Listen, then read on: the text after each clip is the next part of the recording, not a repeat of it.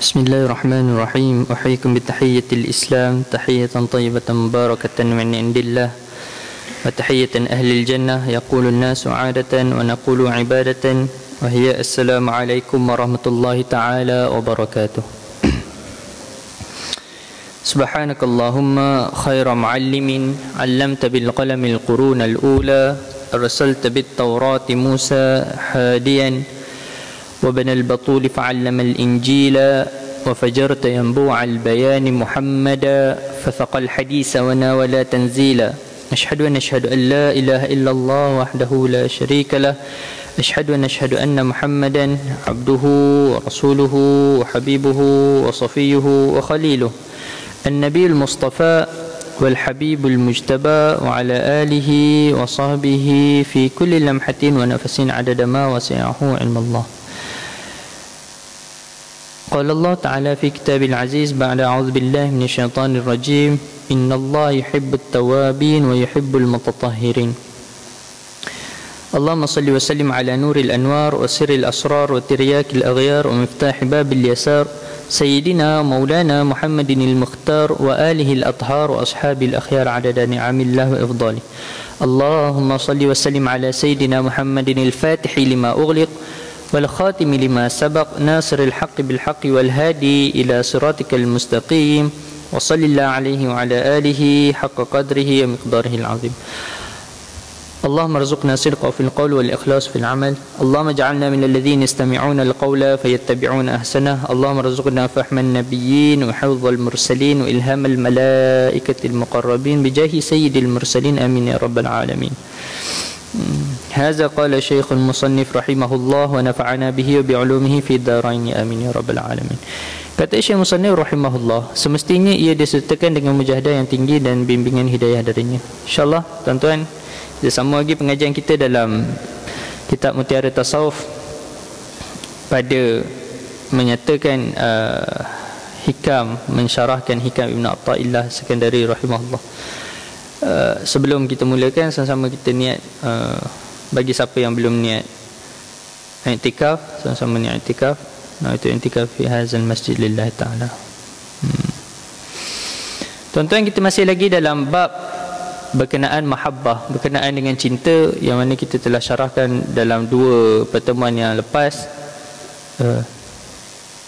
Kita masih lagi dalam bab tersebut, yang mana kita pada pengajian yang lepas kita telah sampai kepada 10 perkara yang menambah kecintaan kita pada Allah SWT yang disebutkan oleh Syekh Abdul Qadir Isa dalam kitab beliau Haqaiq An Tasawuf, yang mana beliau sendiri memetik daripada kitab Madarijus Salikin karangan seorang tokoh ulama yang besar.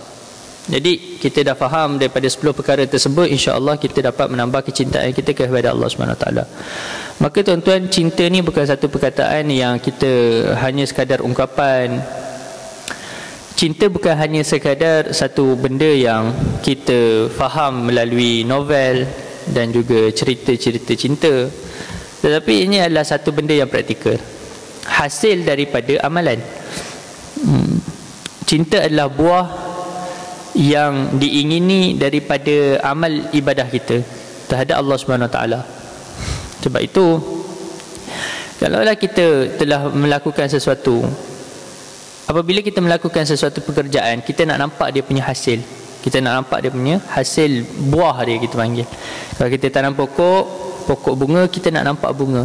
Kalau kita tanam pokok buah, kita nak nampak buahnya. Sama juga macam amalan kita, tuan-tuan. Kita nak nampak hasilnya. Maka salah satu hasil daripada amal-amal kita ialah mahabbatullah dan mahabbatur Rasulullah sallallahu alaihi wasallam. Cinta kepada Allah dan juga cinta kepada Nabi sallallahu alaihi wasallam.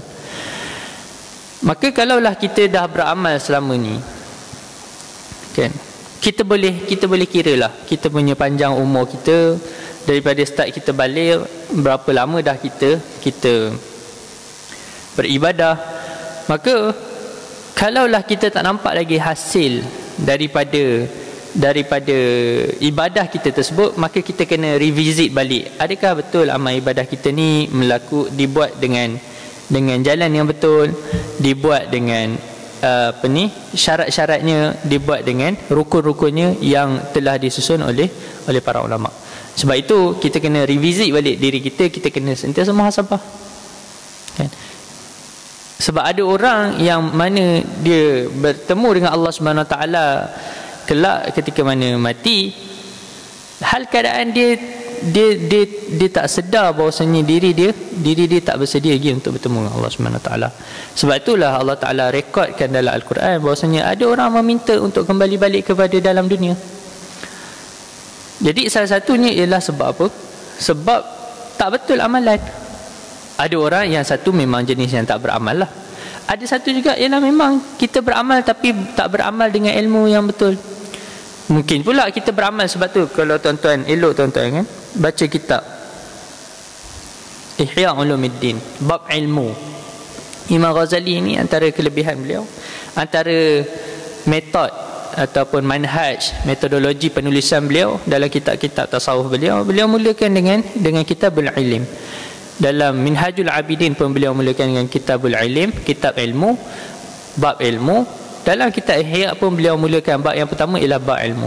Sebab itulah bekalan manusia untuk berjalan menuju Allah Subhanahu Wa Taala. Ini perjalanan kita tuan-tuan. Kita semua sedang bermusafir. Walaupun tuan-tuan sekarang duduk di rumah tuan-tuan, tapi hakikatnya, realitinya kita sedang bermusafir untuk bertemu dengan Allah yang secara maknawinya ialah dengan kita ma'rifatullah, ataupun dengan secara hakiki kita mati, kita masuk alam kubur dan kita akan sampai ke hari kiamat dan akan dihisap oleh Allah Subhanahu Wa Taala. Ala kulli hal, daripada mana-mana satu pun bekalan dia, bekalan perjalanan, bekalan safar kita, bekalan perjalanan kita ialah ilmu. Maka Imam Ghazali sebut bab ilmu dahulu supaya kita sedar bahawa inilah kita punya capital kita, inilah kita punya aset kita yang kita nak bawa untuk membantu kita berjalan menuju Allah Subhanahu Wa Taala. Dalam salah satu kalam yang beliau petik dalam kitab Ihya Ulumuddin, beliau kata apa? Semua ilmu, even ilmu pun, ini teguran buat ahli ilmu lah, ini teguran beliau buat ahli ilmu, buat para ulama. Dia kata apa? Bahawasanya semua ilmu, kata seorang ulama, kalau tak silap saya Hasan Al-Basri ataupun Ibnul Mubarak, beliau berkatakan bahawasanya ilmu ni secara zahirnya semua ilmu ini bersifat keduniaan. Okay. Semua ilmu ni bersifat keduniaan. Jadi sebab ada orang yang tuntut ilmu tapi tak beramal. Jadi dia kata apa? Semua ilmu secara zahirnya dia ialah bersifat keduniaan. Yang akhirat, ilmu yang akhiratnya ialah yang mana? Ilmu akhirat ialah yang mana kamu beramal dengan dia. Tapi yang amal ni pun tak diterima kecuali dengan amal yang ikhlas. Yang ikhlas ni pun masih lagi dalam keadaan yang berbahaya. Sehingga dia bertemu dengan Allah Subhanahu Wa Taala. Maksudnya dia dah mati. Jadi tuan-tuan, kita sebenarnya sentiasa berada dalam dangerous ground. Kita sentiasa dalam keadaan yang berbahaya. Kita dah ada ilmu, tak beramal pun tak manfaat. Sebab tu orang dahulu mereka sangat kuat amalnya. Cuma ialah kita argue balik, ulama sebut dan hadis Nabi sebut bahawasanya pada akhir zaman ni lebih baik kita banyak belajar daripada amal. Sebab memang orang pun ramai beramal tapi ramai yang tak ada ilmu. Tak akan jadi orang macam ISIS kalau ada ilmu. Nak beramal tapi tak ada ilmu. Jadi ini kebanyakan masalah. Sebab tu kebanyakan kita beramal tapi tak ada ilmu, maka kita tak tahu macam mana kita nak mendapatkan mahabbatullah, mahabbatur Rasul daripada buah daripada amal kita. Samalah macam kita tanam pokok. Kan? Kita tanam pokok tak kena cara, maka tunggulah 8 tahun pun takkan berbuah. Kan? Kita tanam salah cara. Jadi takkan dapat kita tuai hasil tersebut. Samalah macam amal kita tuan-tuan. Tapi bukanlah maksudnya kita akan dapat, kalau kita ikut terus dengan guide dia pun, kita katakan bahawasanya 80%, 90% insya-Allah akan dapat dia punya hasil. Ya? Sebab apa? Sebab yang nak bagi apa Allah Subhanahu Wa Taala juga. Kalau Allah Taala nak tahan anugerah tersebut, ya, silakan. Itu adalah daripada Allah Ta'ala punya kebesaran. Sebab itu kita, tugas kita ialah beramal, kan? Dan jangan pernah berhenti. Sebab para ulama sendiri pun beramal lama untuk mendapatkan hasilnya. Lama dia orang mujahadah. Imam Ibnul Munkadir, kan, salah seorang perawi Sahih Bukhari. Imam Ibnul Munkadir tarbiyah diri dia, lawan nafsu dia, mujahadah lawan nafsu selama 40 tahun. Imam Ibnul Munkadir salah seorang daripada guru Imam Malik dan salah seorang perawi dalam Sahih Bukhari. Jadi kalau ada nama dia dalam Sahih Bukhari, orang dah tahu dah dia ni memang orang yang siqah. Tak ada masalah kita dalam ilmu mustalah hadis. Kan? Tuan-tuan baru jumpa dengan Syekh Nuruddin hafizahullah. Kan? Jadi seronoklah belajar hadis. Ala kulli hal, lama. Jadi hatta di zaman yang sungguh kondusif, pada zaman tersebut, zaman Imam Malik, di tempat yang sangat baik di Madinatul Munawwarah pun ulama struggle untuk lawan nafsu. Apatah lagi kita, tuan-tuan, di Shah Alam. Kan? Apatah lagi kita di Shah Alam. Jadi kita lagi perlu struggle lah, kan? Kita lagi perlu struggle untuk sampai kepada tahap ini. Sebab tu kita belajar ilmu tapi kita beramal juga, tuan-tuan. Sebab macam kita sebut tadi, ilmu secara realiti, secara zahirnya ialah semua ilmu tu bersifat keduniaan. Sebab itulah sekali Allahumma salli ala sayyidina Muhammad, pernah orang bermimpi bertemu dengan Imam Khalil Al-Farahidi. Imam Khalil Al-Farahidi ni, siapa yang pernah belajar bahasa Arab, kalau belajar dengan Ustaz Ahmad Kamil Al-Miftahi ataupun dengan Ustaz Omar kita, kalau belajar Nahu, antara salah seorang tokoh ulama Nahu ialah Imam Khalil Al-Farahidi. Beliau ialah guru kepada Imam Sibawayh, kan? Kisah famous lah antara guru dan anak murid ni, kan? Kisah tentang isim ma'rifah, kan? Isim ma'rifah, isim nakirah. Tak apalah, tuan-tuan tanyalah guru bahasa Arab, tuan-tuan. Ala kulli hal, ketika mana beliau Imam Khalil ni dah meninggal, kan? Dah meninggal dunia, ada orang bermimpi berjumpa dengan beliau. Jadi orang yang bermimpi berjumpa dengan beliau ni biasa, tuan-tuan. Kalau tuan-tuan baca manakib kisah para aulia, tuan-tuan akan jumpa banyak fenomena kisah macam ni. Orang bermimpi jumpa dengan para ulama, kemudian orang bertanya, kan, apa yang Allah Ta'ala buat kepada engkau, apa yang Allah Ta'ala anugerahkan kepada engkau setelah mati. Kisah yang sama juga ada tentang Imam Syafi'i radhiyallahu ta'ala anhu, dan ramai lagi ulama, kan, Imam Junaid Al-Baghdadi. Tapi kenapa kita nak tengok fokus kisah Imam Khalil? Apa kata Imam Khalil? Dia kata apa? Sesungguhnya Allah Ta'ala telah mengampunkan aku. Sesungguhnya Allah Ta'ala telah mengampunkan aku. Orang yang mimpi ni pelik, sebab dia kenal Imam Khalil ni, salah satu, dia mahir, dia memang imam dalam ilmu Nahu. Kemudian dia pula menyusun satu lagi ilmu yang dipanggil ilmu arud dan khawafi, ilmu arud dan khafiyah, kan? Ilmu yang macam mana kita nak baca nazam bahasa Arab, kan? Tuan-tuan baca burdah tu, tuan-tuan baca nazam apa lagi, nazam ni syair lah, syair Arab, terjemah mudahnya syair Arab. Sebab dia ada cara baca, kan? Macam kita lah, kita nak baca prosa kata, kita nak baca pantun tak sama macam kita baca buku biasa, ayat biasa. Kita nak baca sajak, kita nak baca apa lagi, tuan-tuan, yang kita ada sajak, pantun, syair, dan sebagainya lah. Jadi Imam Khalil ni dia menyusun satu ilmu macam mana nak baca, kaedah-kaedah penulisan dan macam mana nak baca. Dia ada meter-meter dia ada dipanggil bahar-baharnya. Ada lebih kurang 15-16 lebih kurang, kan? Saya pun masih baru nak belajar. Jadi sebab kebanyakan lagu-lagu nasyid kita kebanyakannya ambil daripada lagu-lagu tersebut.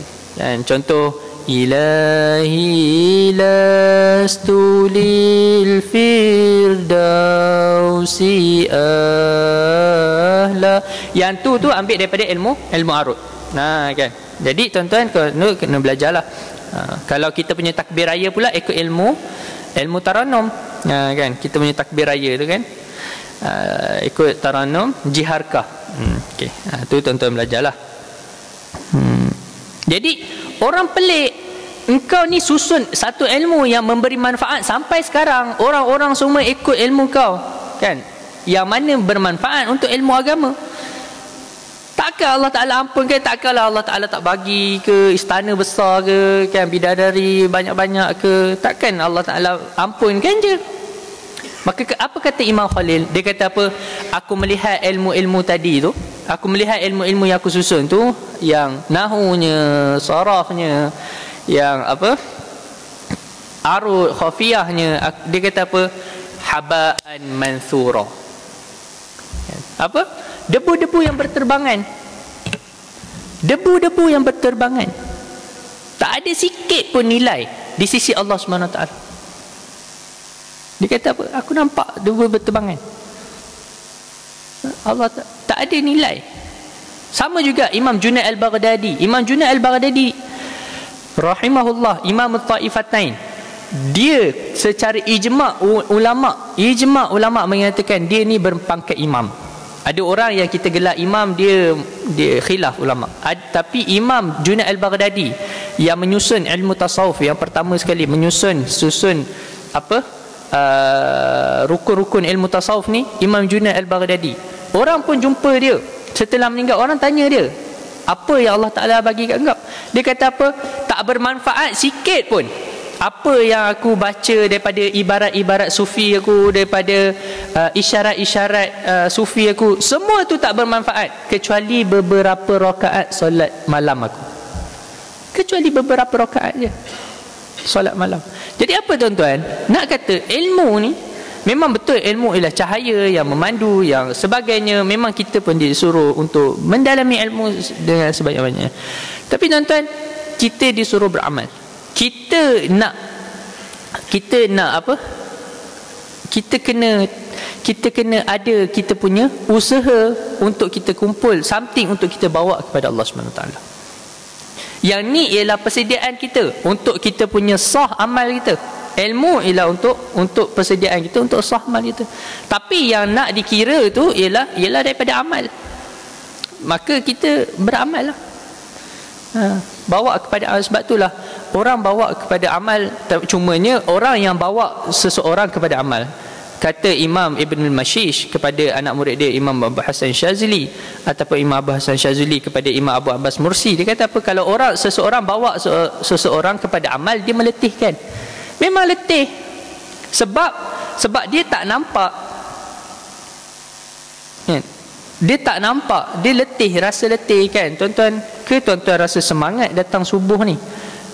Tuan-tuan insya-Allah lah aulia, tak apa, kan? Anak-anak tuan-tuan tu tidur, ya Allah, tengah solat pun boleh tidur, kan? Saya tahulah, saya kecil-kecil ayah saya bawa pergi masjid, saya mengantuk. Sebab apa? Sebab letih, sebab bawa kepada amal. Tapi kalau orang bawa kepada Allah, maka amal tu jadi ringan. Orang rasa amal tu jadi ringan. Sebab itulah ilmu tu nak bawa kepada sahihnya amal, dan juga faham kenapa amal tu kita buat, supaya kita bawa orang kepada Allah SWT, bukan hanya sekadar pada amal.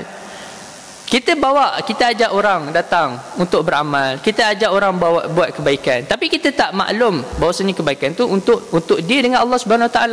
Hubungan dia dengan Allah SWT, ada keterikatan antara dia dengan Allah SWT dalam semua benda, kan? Hatta pada sekecil-kecil benda, hatta pada doa, hatta pada zikir. Walaupun zikir nak masuk tandas, zikir nak keluar tandas pun, semuanya adalah daripada hubungan kita dengan Allah SWT. Sebab tu kalau kita amal tapi tak ada hubungan dengan Allah SWT, kita jadi berat. Itu yang jadi taklif, mukallaf kita, itu jadi pemberatan. Sebab itulah dalam satu qasidah Imam Ahmad Badawi, kan? Qasidah Imam Ahmad Badawi yang beliau baca ketika di depan Allahumma salli ala sayyidina Muhammad, di depan raudhah, di depan maqam Nabi SAW. Dan syair beliau ni ditulis sampai sekarang, masih ada lagi syair beliau tu, nazam qasidah beliau tu ditulis di atas maqam Nabi SAW. Apa dia kata? Laulaka ya sirril wujudi ma taba aishi wala wujudi wala tarannamtu fi salati wala ruku'i wala sujudi. Kita nak nasyid boleh ni, tapi tak apalah. لولاك يا سر الوجود ما طاب عيشي ولا وجودي ولا ترنمت في صلاتي ولا ركوعي ولا سجودي اللهم صل على محمد. Syukurlah. Apa dia kata? Dia kata, wahai rahsia wujud, iaitu Nabi SAW, kalaulah tidak kerana-Mu wahai Rasulullah, manakan beruntung hidup dan wujud aku ni. Tak ada makna aku wujud. Dan dia kata apa? Manakan dapat aku berlagu dalam solatku, juga dalam rukuk dan sujudku. Maksudnya rasa berat. Solat dan sujud dan rukuk semuanya berat kalau tidak kerana cinta. Jadi kita kalau tak ada mahabbatul Rasulullah, kita rasa berat. Nak ikut sunnah susah. Sebab apa? Orang panas kan. Pakai serban ini okey tuan-tuan, aircon kan. Cuba tuan-tuan kan pakai ni. Sebab masjid kat rumah saya tu panas. Dia pakailah kipas ni kan. Tapi kipas ni masjid besar. Panas tuan-tuan. Tambah petang-petang tu kan panas. Jadi kita susah kita nak ikut sunnah ni. Kalau tak ada cinta kan. Baik. Panjang sangat ni mukadimah. Semestinya ia disertakan dengan mujahadah. Ni baik. Kita sambung kita punya ni kan, bacaan kita. Semestinya ia disertakan dengan mujahadah yang tinggi dari bimbingan hidayah darinya. Seseorang yang telah, muka surat 50 tuan-tuan, seseorang yang telah mula dilimpahi nur mahabbah, kurniaan Allah Subhanahu wa taala, akan merasa terseksa apabila jauh dari Allah. Itu sebab tu kita orang kalau dah biasa beramal dan rasa kenikmatan amal, rasa halawatul iman, kan? Bila tak buat sesuatu, dia akan rasa galatnya hari tu, kan? Contohlah kita memang biasa solat duha kan. Kita memang biasa solat duha dan Allah Taala telah campakkan kemanisan kepada kita untuk dalam solat duha kita kan. Apa-apalah kadang-kadang kita buat something, Allah Taala campakkan kemanisan tersebut. Kita buat something, tak kisahlah kita dalam pembacaan Quran kita, dalam aurat zikir kita, dalam selawat kita, dalam solat kita, dalam apa-apa saja Allah Taala boleh bagi dalam pelbagai bentuk kenikmatan, kelazatan iman ni, lazatul ibadah ni kan, kemanisan ibadah ni. Jadi mungkinlah kita, contoh kita solat duha, kita dah biasa sekali hari tu meeting penuh kan, meeting penuh, tak sempat nak solat kan, nak keluar pun tak sempat, kita lah yang nak kena present dalam meeting tu kan, nak solat awal pun tak sempat juga, kita nak prepare material. Jadi hari tu kita rasa lalat sungguhlah, ya Allah kan, rasa ada something wrong, rasa macam tak selesa ni. Jadi dia kata apa? Seorang yang telah dilimpahi nur mahabbah, kurniaan Allah, akan merasa terseksa apabila jauh dari Allah. Rasa terseksa apabila jauh daripada Allah Subhanahu taala. Jadi tuan-tuan, memang kalau kita dah biasa, kalau kita belum biasa lagi, celup-celup je kan, hari ni duha, esok tak duha, lusa duha balik, 2-3 hari tak duha, lepas tu duha balik. Kita tak rasa benda ni. Tapi kalau kita dah konsisten dalam amal kita, kita akan rasa kan? Kita akan rasa kita akan rasa dia punya, kita akan rasa hilang kehilangan tu. Jadi ini yang para awliya Allah Subhanahu Wa Taala jaga sungguh-sungguh amal. Bukan kerana nak amal tu, tak. Bukan kerana nak amal, bukan kerana diri, tapi rasa jauh, rasa dengan Allah, hubungan dengan Allah Taala tu. Rasa jauh dengan Allah Taala tu yang kita tak nak. Rasa terseksa lah tuan-tuan, jauh kan. Kalau kita pun apa orang panggil tu, perhubungan jarak jauh, PJJ kan, PJJ kan, dengan isteri kita duduk KL, isteri duduk kat Perlis kan, stres kan. Memang tiap-tiap minggu balik. Kalau isteri pantang tu memang tiap-tiap minggu kita balik kampung. Kecuali tuan-tuan tak balik, saya tak tahulah kan. Saya tu wife saya pantang ke Ipoh tiap-tiap hari, Jumaat dia balik kan. Kalau ada kuliah sini lu balik, tu balik Ipoh. Sebab apa? Ya, sebab memang bila berjauhan tu dia ada satu, memang safar ni ialah satu benda yang menyeksakan. Baik. sibuk dengan akhirat, lupa pada dunia yang fana ini. Benarlah kata Syekh Shibli, kata Imam Ash-Shibli, "Lau zuqtum halawatal wuslati la'araftum mararatal qati'ah." Jadi dia kata apa? Apabila engkau telah mengecapi manisnya berhubung dengan Allah, pasti kamu mengetahui betapa pahitnya apabila putus hubungan dengan Allah SWT. Kita sebab tak ada hubungan, kita tak rasa, kan? Kita tak rasa macam mana para awliya, kenapa mereka nangis tiap-tiap malam, kan? Sebab takut putusnya hubungan ni, kan? Sebab takut putusnya. Macam orang lah, macam kita zaman muda-muda, tuan-tuan, kan? Zaman muda-muda mungkin adalah pernah, mungkin zaman tuan-tuan tak adalah, zaman budak-budak zaman sekarang ni lah, couple, kan? Couple lepas tu clash, sedih, adalah sedih 2-3 hari, tapi sedih lah, kan? Sebab ada perhubungan tu, kan? Rasa something, walaupun ialah benda tu fake, benda tu syaitani, tak kisahlah, tapi maksudnya jiwa dia tu, kan, bila terputus jadi sengsara, sakit. Begitu jugalah, sebab itulah sesetengah orang memang sengaja sentiasa nak jatuh cinta, kan? Sebab perasaan tu lain. Dah bercinta, nak jatuh cinta lagi. Jadi sebab itulah orang yang boleh kekal dalam perhubungan ni orang yang hebat. Alhamdulillah. Baik. Bahkan dikatakan ketika Imam Malik membaca hadis-hadis Nabi SAW menerusi kitabnya Al-Muwatta, beliau telah disengat oleh kalajengking sebanyak 13 kali. Tetapi beliau tetap meneruskan bacaan hadis baginda SAW. Itu semata-mata cintanya beliau kepada baginda SAW. Subhanallah. Jadi ini kisah cinta, kan? Bagaimana Imam Malik sangat mencintai Nabi SAW. Imam Malik radhiyallahu ta'ala anhu tak keluar Madinah, kan? Dia hanya menuntut ilmu di dalam Madinah saja. Dia keluar Madinah hanya untuk pergi buat haji di Mekah saja. Selain daripada Mekah, dia tak pernah pergi tempat lain. Imam Malik radhiyallahu ta'ala anhu. Kenapa? Sebab cinta dengan Nabi SAW. Tapi beliau tak keluar pun sebab antara metod ataupun antara manhaj kita nak belajar, tuan-tuan, kita disuruh untuk musafir, kan? Ni antara cara untuk belajar. Tuan-tuan boleh bacalah dalam kitab Ta'lim Muta'allim, kan?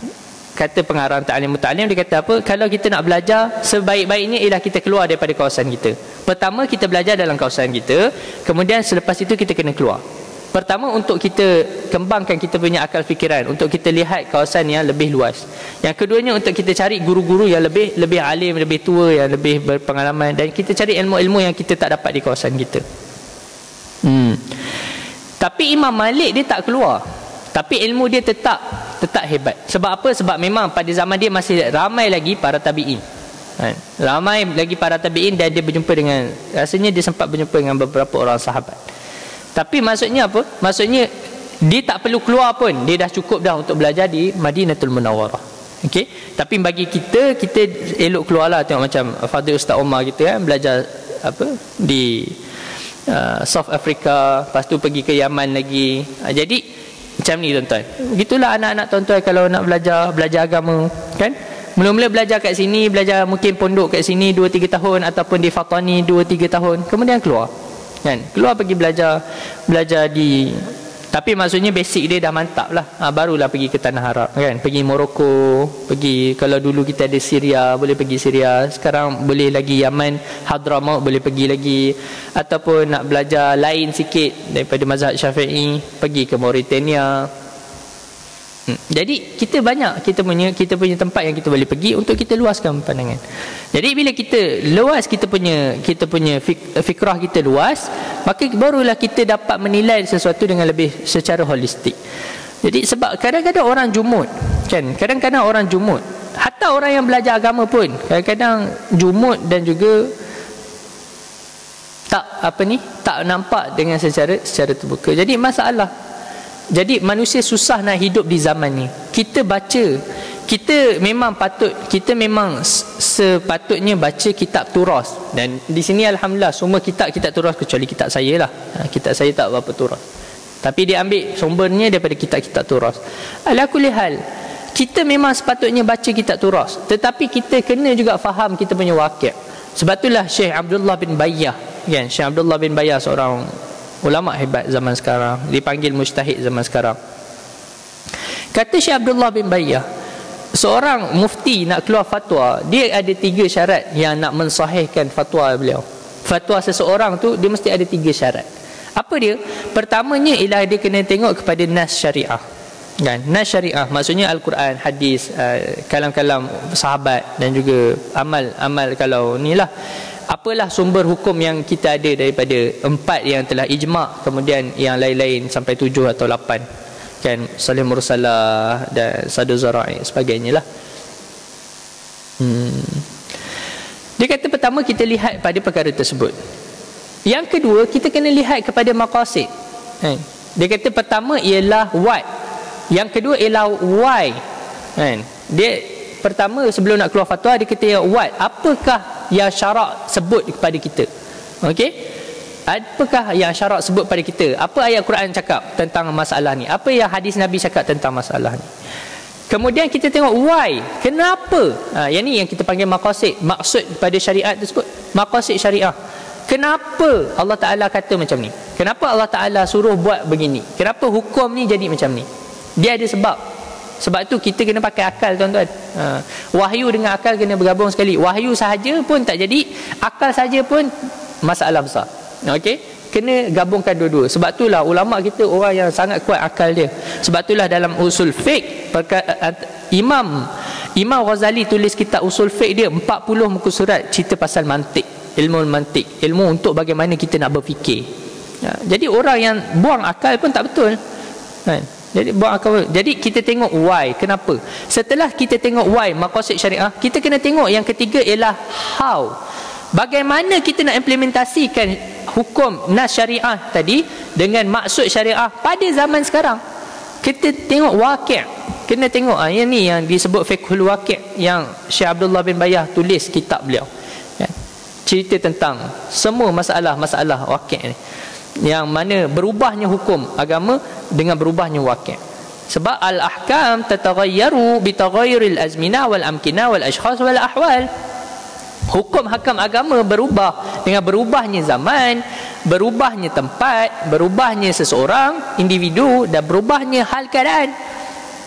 Jadi berubah, tak sama.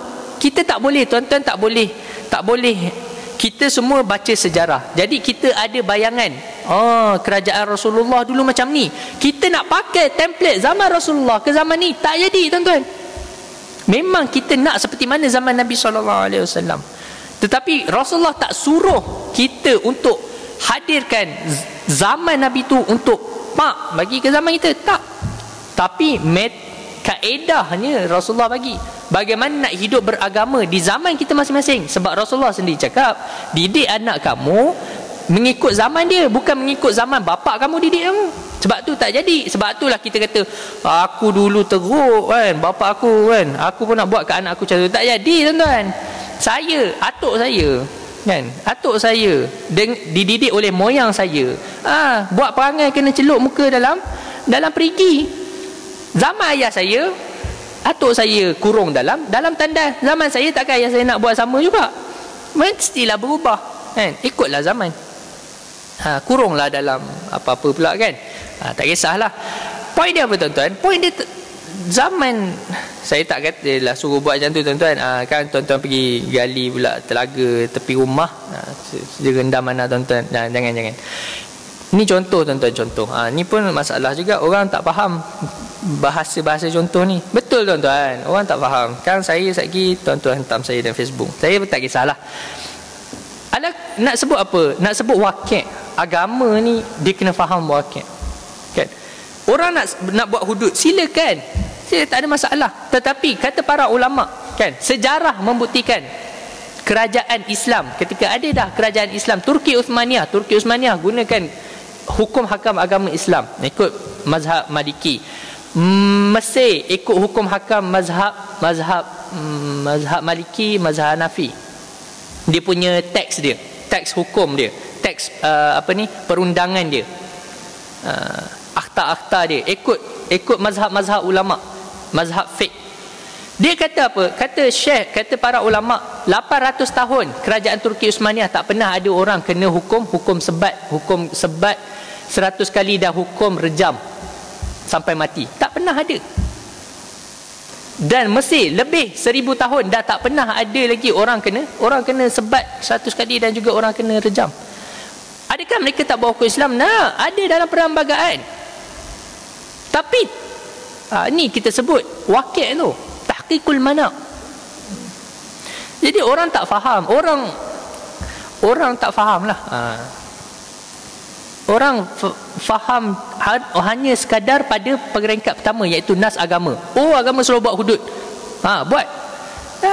Tak faham maqasid, tak faham wakil. Kemudian yang keempat, apa dia? Yang keempat, yang tadi 3. Yang keempat, untuk mensahkan sesebuah fatwa, iaitulah ulama tersebut kena ada fiqh ma'alat. Apa dia? Fiqh implikasi.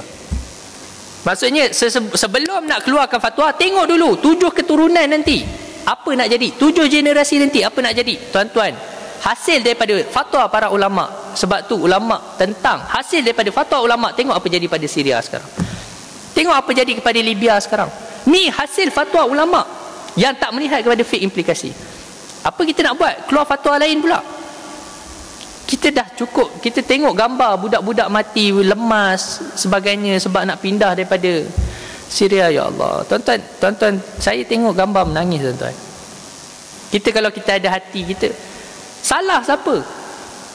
Ya, salah siapa?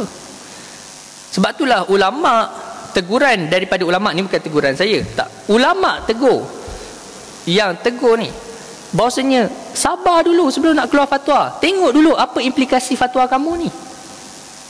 Kamu nak haramkan sesuatu, kamu nak wajibkan sesuatu, sabar dulu, tengok dulu apa implikasi dia. Sebab bila kita tergopoh apa, ni jadinya berapa ribu orang mati, tuan-tuan. Berapa ribu orang hilang rumah, berapa ratus ribu. Kita alhamdulillah selesa, kita gaduh pun hal bid'ah je. Tapi tuan-tuan, lama-lama kalau kita tak prevent benda ni, sama juga, kita pun akan jadi juga. Sebab tu masalah, bila orang tak beramal dengan ilmu, ni masalah. Sebab tu orang ramai baca nas sahaja. Orang suruh kembali kepada nas, teks Al-Quran dan hadis. Ya, betul. Tetapi kembalikan juga kepada maqasid syariahnya. Kembali juga kepada realiti zaman kita ni. Kan? Kembalikan balik. Tuan-tuan, kalau kita ikut kitab lama, kitab fake lama, akad jual beli hanya ada lebih kurang 18 akad. Lebih kurang lah. Saya tak ingat secara exact. Lebih kurang 18 akad saja. Tuan-tuan tengok. Tapi zaman sekarang, kata Mufti Mesir, dah lebih kurang 80 jenis akad jual beli. Yang kat banknya, yang macam-macam lah jual beli. Agak-agak kalau kita pakai template yang 18 tu untuk jawab 80 soalan tu, mampus, tuan-tuan. Habis semua haram. Sebab itulah ada setengah orang kata haram semua. Menyebabkan apa? Menyebabkan bila semua benda haram, orang dah tak kisah dengan perkataan haram. Dah semua benda haram, jadi halam lah. Jadi mi hailam. Jadi semua benda boleh. Orang dah tak kisah. Jadi sebab itu ini lebih kepada ahli ilmu lah, kan. Teguran kepada ahli ilmu. Cuma poin dia apa, tuan-tuan? Poin dia ialah kita, bukan saya suruh tuan-tuan mempersoal majlis fatwa ke apa, dah. Mereka semua ada dia orang punya manhaj, dan insya-Allah majlis fatwa kita, subhanallah, kan, majlis fatwa kita sangat bagus, kan? Majlis fatwa kita alhamdulillah sangat bagus. Mereka ada manhaj dia. Dia bukan, majlis fatwa bukan hanya sekadar satu pendapat ulama, tak. Memang pendapat kolektif daripada ulama, ambil daripada bahasa pakar-pakar, kan. Sebelum mereka nak bahas sesuatu, mereka akan suruh seseorang buat kajian, kemudian mereka akan panggil juga orang untuk argue balik kajian tersebut, dan mereka akan bersidang. Jadi majlis fatwa kebangsaan kita insya-Allah lah, walaupun adalah fatwa-fatwa ada yang mungkin secara individual ni ulama-ulama kita tak bersetuju, itu tak ada masalah lah. Tapi untuk sebuah negara kita kena pakailah. Kalau orang tanya apa hukum ni, tengok fatwa kebangsaan ada, kita pakailah fatwa kebangsaan. Kalau nak beramal untuk diri sendiri, silakanlah kita ikut mana-mana fatwa para ulama yang kita lebih siqah dan wara'. Yang wara', yang kita siqah dengan mereka. Ini mana ni? Imam Malik tadi jauh ni cerita kita ni. Imam Malik radhiyallahu ta'ala, bolehlah 5 minit lagi kan, kita pun dah syuruk dah. Imam Malik radhiyallahu ta'ala anhu, dia tak keluar. Betapa cintanya beliau kepada Rasulullah SAW. Sebelum nak baca hadis, beliau akan mandi. Beliau ada baju khas untuk belajar hadis. Dia mandi pakai minyak wangi, duduk betul-betul tertib, baru baca. Sebab itu beliau tak bergerak, sebab rasa haibah, kan? Sebab para sahabat ketika mana berada di hadapan Rasulullah SAW tak bergerak sebab haibah, kan? Orang kata apa, dalam kisah menyebutkan bahawasanya tak bergeraknya mereka sampailah seolah-olah ada burung di atas kepala mereka. Seolah-olah ada burung. Maka Imam Malik bagaimana dia menjiwai ketika mana baca Rasulullah, sebab tahu itu kalam Rasulullah. Maka seolah-olah Rasulullah berada di hadapan dia, sedang bercakap dengan dia. Maka rasa haibah tersebut sampai kena gigit dengan kalajengking pun tak bergerak. Sebab haibahnya, sebab khusyuknya, betapa pandang tingginya terhadap Rasulullah. Jadi kita wallah alam lah, kita tak tahulah kan. Kita jauh lah tuan-tuan, jauh kan. Saya dengan tuan-tuan sama je kan? Jauh lagi kita dengan para ulama. Imam Malik, guru kepada Imam Malik kan? Guru kepada Imam Malik, kalaulah dibaca hadis depan dia, menggigil, lain rasanya kan? Ini Imam Malik kita tengok hebat. Guru beliau ketika dengar hadis menggigil. Sebab apa? Rasa betapa keagungnya Rasulullah SAW. Macam kita lah, kita nak jumpa tuanku kan, tuanku sultan ataupun siapa-siapalah, tuanku tengah bertitah tu kan. Kita tak tengok, ada kita tengok macam tu ke tuanku tengah cakap tak, kita ampun tuanku, ya patut faham tuanku, apa-apalah kan, tak kisahlah macam mana, saya tak tahu protokol. Jadi tapi kita tak akan pandang wajah tuanku. Ya tuanku, ya ke? Okey, baik tuanku, baik, boleh, tak ada masalah. Tak, kita nak cakap pun ada cara kan. Ampun tuanku, beribu-ribu ampun, sembah patik, harap diampun kan. Menjunjung perintah tuanku, baik tuanku. Adalah dia punya cara dia. Ini dengan raja. Bayangkan dengan Sayyidul Khaliq, Sayyidul Makhluk kan, raja, ketua, penghulu bagi segala makhluk, Nabi Muhammad sallallahu alaihi wasallam. Bagaimana kalau kita berhadapan dengan Rasulullah? Sebab itu kita baca hadis kena rasa haibah tuan-tuan kan? Rasa kehebatan Rasulullah tu kena hadirkan. Sama juga ketika mana kita baca selawat, hadirkan rasa kehebatan. Kenapa kita punya selawat? Antara sebabnya kita tak bermanfaat kan? Sebab kita tak hadirkan Rasulullah dalam bacaan kita kan? Sebab kita tak hadirkan Rasulullah. Ulama sebab hadirnya hati mereka ketika membaca selawat dengan Nabi. Rasulullah jawab salam dia orang kan, ketika mana tahiyat akhir, at-tahiyatul mubarakatuh salawatu tayyibatu lillah, assalamu alayka ayyuhan nabi wa rahmatullahi wa barakatuh. Kita assalamu alayka, kepada kamu, khitab kepada orang yang berada di hadapan. Khitab pertama tu, khitab tu ialah kepada orang yang kita sedang berdialog, berhadapan, bukan khitab orang ketiga. Kalau orang ketiga, kirim salam lah pada dia ya, kan, itu orang yang ketiga. Tak, ini kita bercakap dapat assalamu alayka ayyuhan nabi wa rahmatullahi wa barakatuh. Dan hadir hati kita ketika itu, hadirkan Rasulullah dalam hati kita. Para ulama kan, hadir hati Imam Ali Khalil Qasam, hadir hati dia ketika mana baca tu, Rasulullah jawab waalaikumsalam. Rasulullah jawab waalaikumsalam. Jadi kita jauh lah lagi kan, kita nak dapat ni. Jauh lagi. Tapi kita ke arah situlah tuan-tuan. Kita tahu kita jauh. Bukannya oh lah aku ni lemah lah. Dah, kita usahalah. Paling tidak kita tak dapat semua, kita dapat separuh. Hadirkan Rasulullah dalam hati kita ketika mana kita selawat. Hadirkan keagungan kita. Sebab tu kita baca Syama'il Nabi. Kan? Hadirkan keagungan. Sebab tu kita baca sirah. Sebab ada cara, ada ulama sebut dalam kitab kan? Saya ada beberapa tabaqat lah. Kalau kita boleh bayang Nabi SAW, maksudnya kita pernah mimpi jumpa Nabi, kita tahu macam mana rupa Nabi, ketika selawat kita bayang muka Nabi. Tapi kalau kita tak pernah jumpa, at least kita dah pernah baca Syama'il, kita bayangkan bentuk-bentuk yang telah disebut dalam Syama'il. Kalau kita tak boleh nak bayang juga, maka adalah ulama kata tengok kepada jidar, tengok kepada apa, maqam Nabi punya dinding tu kan. Ataupun kalau kita tak pernah pergi kat Mekah, Madinah, kita tengok, bayangkan apa, bayangkan kubah Nabi tu, apa-apalah cara yang mengingatkan kita kepada Nabi SAW. Yang paling kuat dan paling cepat untuk kita dapat efek, kata guru kami Ustaz Raja Ahmad Mukhlis hafizahullah, ialah kita membayangkan hubungan kita dengan Nabi SAW. Itu kuat tuan-tuan. Itu kuat. Tuan-tuan amat cubalah kan. Cubalah. Cuba dululah macam mana. Kita akan rasa tuan-tuan. Kan? Hubungan kita dengan Rasulullah. Rasulullah ada hadis sebut kan. Di sini ajar buku kekeliruan umat. Kekeliruan umat ke? Bukan. Ada kitab lain. Kitab Ustaz Muhaddir Jun sebut satu hadis tentang bagaimana Rasulullah menangis. Kan, ketika baca ayat Quran, ketika mana Rasulullah menangis. Kisah Nabi Musa doa kepada Allah SWT, kisah Nabi Ibrahim doa kepada Allah SWT, kemudian Nabi menangis. Kan? Sebab nak minta ampunan untuk umat dia. Bayang tuan-tuan, Rasulullah menangis awal lagi untuk kita. Kan? Cuba tuan-tuan hadirkan perasaan hubungan tersebut. InsyaAllah tuan-tuan akan rasa efek ketika mana berselawat. InsyaAllah. InsyaAllah.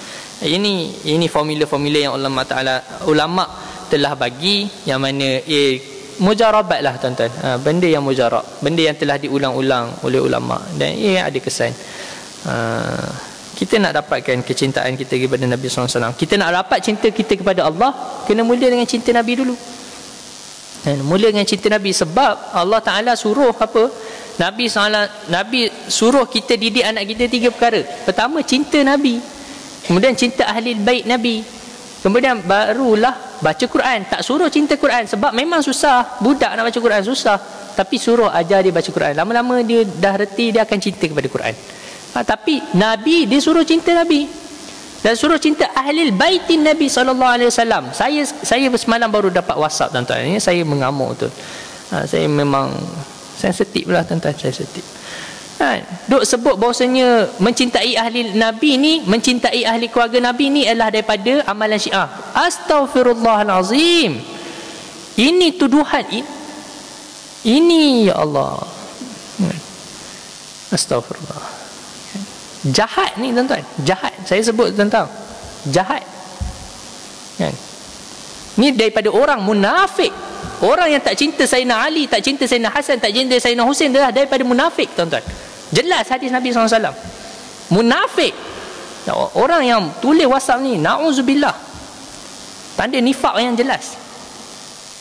Kan? Astagfirullah. Mencintai ahli bait ialah daripada ahli sunnah. Syiah tak cinta ahli bait pun. Kalau betul dia cinta ahli bait, dia tak akan maki. Sebab ahli baitin Nabi termasuk daripada zaujatin Nabi SAW, termasuk ahli bait. Kita cinta ahli bait. Cinta ahli bait bukan daripada Syiah tuan-tuan. Tuan-tuan, kalau tuan-tuan cakap tu, tuan-tuan pun termasuk sekali. Jadi jangan cakap dengan tanpa ilmu. Jangan cakap tanpa ilmu. Na'udzubillah. Kan? Imam Ja'far As-Sadiq ialah imam ahli sunnah. Imam Muhammad Al-Bakir ialah imam ahli sunnah, bukan imam Syiah. Bukan imam Syiah. Jangan tuan-tuan. Jangan tuan-tuan.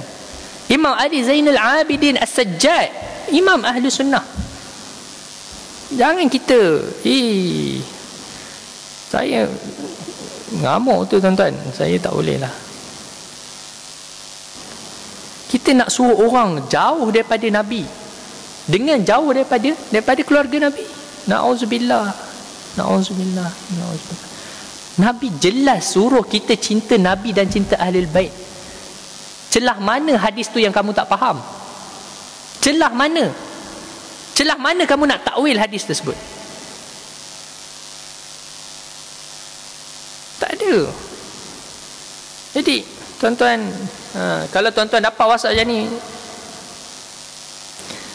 saya marah orang yang share tu. Saya marah, saya kata ni jelas sifat. Astagfirullah. Na'udzubillah min zalik. Ni semua ni jalan-jalan. Saya tak kisah tuan-tuan, memang betul Syiah ada kesalahan dan ada perancangan-perancangan yang terancang untuk menyebarkan ajaran Syiah. Saya kata betul, poin tu betul. Tapi menghujum Ahlul Bait, menyatakan bahawasanya fahaman yang dibawa oleh Ahlul Bait semuanya ialah Syiah, ini jahat tuan-tuan. Ini mulut yang jahat sangat. Ini mulut orang munafik, bukan mulut daripada ahli sunnah. Saya tak menafikan, memang ada di kalangan, memang betul ada Ahlul Bait yang memang Syiah. Saya tak nafi. Itu memang ada. Tapi hentam semua, pukul rata, itu tak betul. Okey, itu tak betul. Okay. Kita orang yang mu'tadil. Orang salah kita kata salah. Orang salah kita kata salah. Orang betul kita kata betul. Hatta dia Wahabi, hatta dia Syiah, hatta dia dari parti mana-mana, saya tak ada masalah. Betul-betul, salah-salah. Jelas. Yang betul-betul, yang syubhah itu lain cerita lah kan. Yang syubhah kita tak kisah. Tapi konsep asal ataupun konsep yang secara umumnya kita kena pegang. Apa konsep asal? Mencintai keluarga Nabi. Tapi ada keluarga Nabi Syiah? Yes, tapi bukan semua. Konsep asalnya Nabi suruh mencintai. Kalaulah Nabi suruh budak kecil suruh cinta ahli bait dan juga Nabi SAW, kita ni tak kena ke khitab tersebut? Kita ni tak kena ke khitab tersebut? Kita ni tak disuruh ke untuk cinta Nabi dan cinta ahli bait? Nah, kita lah lagi patut-patutnya banyak cintanya, sebab kita dah faham. Jadi tuan-tuan, cukup kan tu kan, marah pagi-pagi ni, minta maaf tuan-tuan ni kan, mood baru cuti kan, jadi minta maaf ya tuan-tuan. Tapi saya sebut sungguh-sungguh kan, kalau tuan-tuan jumpa makhluk-makhluk macam ni kan, jauhlah tuan-tuan. Kalau tuan-tuan tak boleh nak berdebat pun dengan dia, jauh, jangan duduk. Efek kita punya amal, efek kita punya hati kan. Jangan duduk dengan orang-orang yang rosak ni. Kalau kita boleh betulkan, sila betulkan kan. Kalau tak, jangan duduklah dengan dia kan? Lari jauh-jauh. Allah, astagfirullahaladzim. Jadi minta maaf tuan-tuan, sikit sebanyak, sebab kita cerita tentang mahabbah. Jadi mahabbatun Nabi, mahabbatu ahli baitin Nabi SAW ni benda yang penting kan? Kena tanam daripada sekarang, kena tanam daripada awal. Sebab tu kita baca maulid, sebab tu kita baca qasidah, untuk tanam kecintaan. Sebab kita tak kenal, maka kita tak cinta. Maka kita baca maulid untuk kita kenal. Dalam WhatsApp tu kata maulid ni daripada ajaran Syiah. Ya Allah, ni nak marah lagi. Astagfirullah. Cukup. Jadi tuan-tuan, poin saya ialah, tuan-tuan, kalau tuan-tuan tak faham, tuan-tuan ada kekeliruan, mana Syiah yang betul, tuan-tuan tanya Ustaz Omar. Ustaz Omar belajar dengan ahli baitin Nabi SAW. Maulana Omar kita belajar dengan ahli baitin Nabi SAW. Belajar di Yaman. Yaman di Hadramaut ialah memang tanah, ya, memang dipanggil titisan yang suci kan, daripada itratin Nabi SAW. So memang keturunan dia memang bersih. Tuan-tuan tanya dengan Maulana Umar kita, macam mana keluarga Nabi SAW yang sebenar, yang bukan Syiah. Macam mana kita nak bezakan antara Syiah dan Ahlul Bait yang sebenar ya? Sila tanya. Jangan tuan-tuan mandai-mandai je, tiba-tiba maulid, tiba-tiba jadi Syiah pula. Astagfirullahaladzim. Dah memang salah dah dari sudut. Dah cukup. Poin saya tuan-tuan, alhamdulillah, minta maaf kalau terkasar bahasa. Jadi insya-Allah saya tak sempat baca habis. Saya ingat nak habis hari ni, tapi tak sempat. Jadi tak apalah, insya-Allah kita pelan-pelan lah. Wallahu subhanahu wa ta'ala alam. Apa yang baik itu datang dari Allah, kunatun datang dari kemandi saya sendiri. Bismillahirrahmanirrahim. Ya Rabbana a'tarafna bi annana aqtarafna wa annana asrafna ala ladha ashrafna fatub alaina taubah taghsil li kulli haubah wastur lana al-awrati wa amin rawati waghfir liwalidina Rabbi wa mauludina wa ahli wa ikhwani wa sairil khillani wa kulli dhi mahabbah aw jiratin aw suhbah wal muslimina آمين رب فاسمع فضلا وجودا منا لا باكتساب منا بالمصطفى الرسول نهضى بكل سؤل صلى وسلم ربي عليه عد الحب وآله وصحبه عداد تشي الصحب والحمد لله في البدء والتناهي وصلى الله على سيدنا محمد وعلى آله وصحبه وسلم تسبيح كفارة dan surat An-Nahl. سبحانك اللهم وبحمدك أشهد أن لا إله إلا أنت أستغفرك وأتوب إليك. بسم الله الرحمن الرحيم. العصر لا نسأل في خسر إلا الذين آمنوا وعملوا الصالحات وتواصوا بالحق وتواصوا بالصبر. السلام عليكم ورحمة الله تعالى وبركاته.